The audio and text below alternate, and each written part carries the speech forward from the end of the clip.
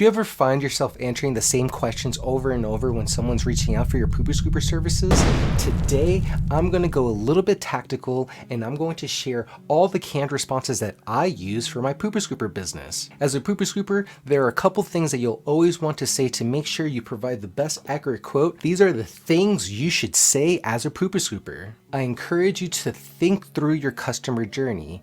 Identify all of the questions that people ask of you or the phrases and conversations that you find yourself repeating, and figure out how you can standardize and templatize these responses, as that'll be the basis for one of your very first SOPs or standard operating procedures. Pros and cons of canned responses.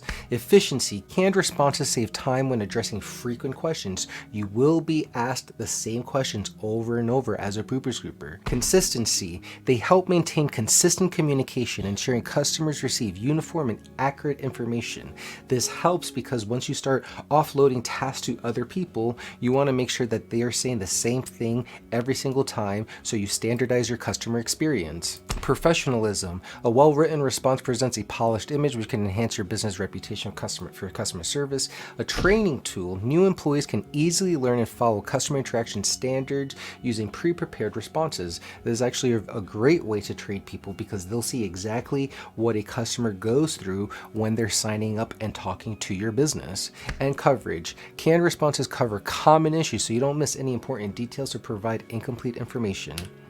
The cons for canned responses though, lack of personalization. Customers may feel that the business is not addressing their specific concerns if the responses are too generic, which does happen. You just get in a flow of sending the same responses to people over and over, and sometimes it just doesn't completely address the question that they're reaching out to you for. Robotic tone. Pre-written responses come across as impersonal. Outdated information. Templates may become outdated if not regularly updated, so that's very important in your own system and processes. Having a feedback mechanism where you're constantly checking and reinforcing that the canned responses that you're currently using is still accurate. Over-relying on canned responses could make staff complacent, potentially reducing their ability to handle unique and unexpected queries effectively. When it comes to canned responses, you want to cover around 80% of what someone has to go through in their day-to-day responsibilities. Inflexibility. Some customers may have unique concerns that a canned response cannot address, requiring additional follow-up or potentially delaying resolution, which happens again. I'll send a canned response and then there might be times where I'll have to add a sentence or two because they're asking their question in a way that's not necessarily how other people have asked the question in the past. And then the canned response just doesn't make sense, so you have to tweak it. Think through your customer journey. So when someone finds out about your scooping business, they either find you through Facebook or Google. Most of the time, these people are going to want to talk to someone and ask for information. You can have an intake form on your website. You can have ways that people can get a quote online instantly without having to talk to people, but there will also be a portion of your customer base that, because this is a brand new industry and they don't know if this is real, they're going to want to talk to someone before doing anything. And then the back and forth dialogue. You will answer the same questions frequently. I have these canned responses. All the canned responses I'm about to share with you throughout this video are the canned responses that I personally use to talk to my customers, because I get the same questions over and over, so I'd rather save myself the time and standardize these responses to all these customers. The sign-up process, you add them to your CRM once you gather the important information that you need, and then relentless follow-up. Nurture your customer list and foster closer relationships. That's one of the biggest areas people frankly don't do with their small business. They don't do follow-up, whether it's sending out a newsletter or just reaching out for promotional offers that you have during the season. Follow up with your customer list. I'm going to keep harping on this, that your customer list is the most valuable asset in your business. First, someone finds you, right? So they might find you through Facebook, they might find you through Google. If someone reaches out to me through Facebook, I have a automatic response that says the following: "Hi, name, thank you for reaching out. To receive your quote, please send us a Facebook message with your city, number of dogs, and the last time your yard was thoroughly cleaned. A representative will be with you soon." Or get a quote from our website and then you enter your website. Some people want to talk to a real person, and some people have anxiety and they don't want to talk to anyone, so I like giving them the option to go to my website for more information. Sometimes I'll get a text on my phone and they'll ask what are the prices for my services, and then I pretty much say the same thing. "Thank you for reaching out. May I ask a few questions to provide an estimate? What city are you in? How many dogs do you have? And when was the yard last thoroughly cleaned up?" Regardless of how they found you in the first place, if you ask these 3 questions, 2 things are going to happen. They're going to answer them, and then you can move on to the next step, or they just ignore you and then you have to do relentless follow-up. Salt Lake City, I have 3 dogs and it was the last time 3 months ago. And then the back and forth dialogue begins. And I start with, "We are happy to help. Here's how we ensure your yard transitions into a cleaner, more enjoyable space." And then I put in my pricing structure, whether that's charging a flat rate, charging by time, charging by the number of bags. You put in your pricing structure and everything that they should expect with your service. And then I like adding a guarantee. What is the unique selling proposition that you have with your business? What's the reason why someone can feel comfortable with working with you? I like providing a 24-hour guarantee. If they find poop in the yard within 24 hours, we go back to their yard and we scoop everything again for free. It helps customers feel confident in their decision making on paying you for a service, so you always want to include some sort of guarantee. Do any of these options sound right for you? This is an important question because you're not forcing them into a yes or no. You're asking them, depending on your pricing structure, if you gave them multiple options. If you don't give options, you're giving ultimatums. They'll say the service that they want, and then I just follow up with, "Perfect. To get started, I just need a few pieces of information. First and last name, address, phone number, and email." Tip: always, always, always capture a lead's information for follow-up. I'm going to keep talking about this as much as I can. The most valuable asset in your business is your customer list. This allows you to not be held back from social media platforms like Facebook or Google. You can contact your customer base outside of these platforms, and you are in control of your own destiny. So now that you have their information, what do? Well, you add them into your own CRM.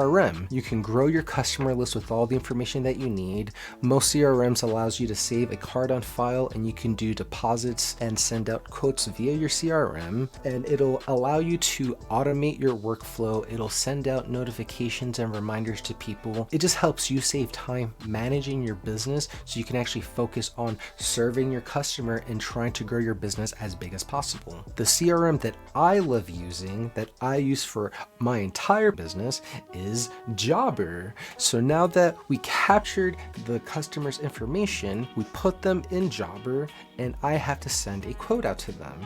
So I'm going to create a quote. I'm going to put in an address, initial scooping appointment. I'm going to select initial cleaning, and this is for 1 dog. I also like putting in my terms of service for the customers to see and agree to when they see the quote. Right now the total is $61. I'm going to require a 50% deposit because I want my money ASAP. With Jobber, when they submit a deposit, you can have their cards get saved on the system so you don't have to chase after them in the future.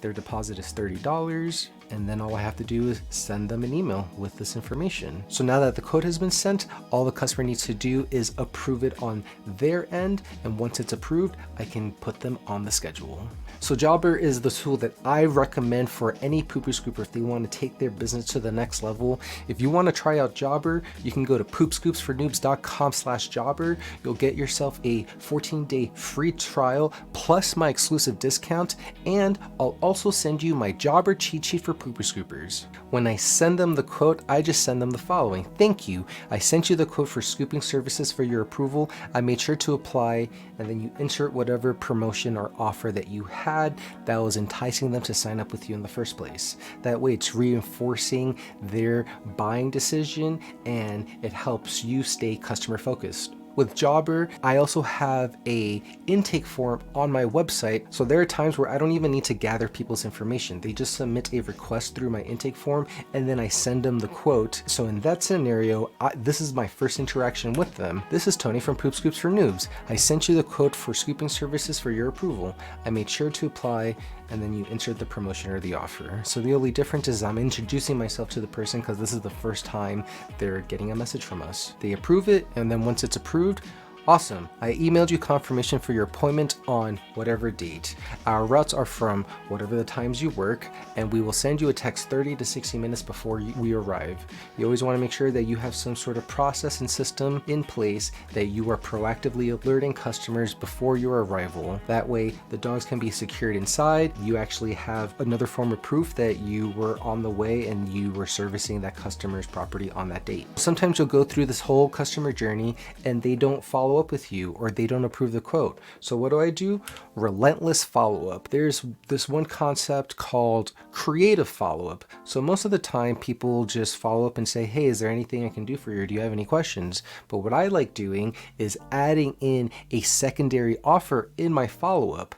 They raised their hand once saying that they wanted service from you, but maybe the service that you were offering or the price point that you had just didn't align with them right then and there. But at one point they were interested in working with you. So I like adding in a secondary offer in my follow-up so they know like there's even more options for them to continue working with me. And when I've done this creative follow-up, people sometimes do follow up and say, wow, I'd rather do that one. Thank you for letting me know. And then you're saving yourself losing that lead forever. And then referral follow-up. If you're growing and focusing your referral program, you want to make sure that you thank the customers who are helping you grow. They're taking time out of their day to help you grow your business. Most of our biggest advocates in business are the people that we rarely thank. So I love doing a referral follow-up whenever I get someone brand new from one of my current customers. I want us to take a moment and sincerely thank you for recommending whoever it was to us. Because of your referral, we'll be able to, and then you talk about your referral program to reinforce why they referred someone in the first place, whether it's a free scoop or a free service or a donation to a charity. You want the customer to know like, wow, my actions to help this small business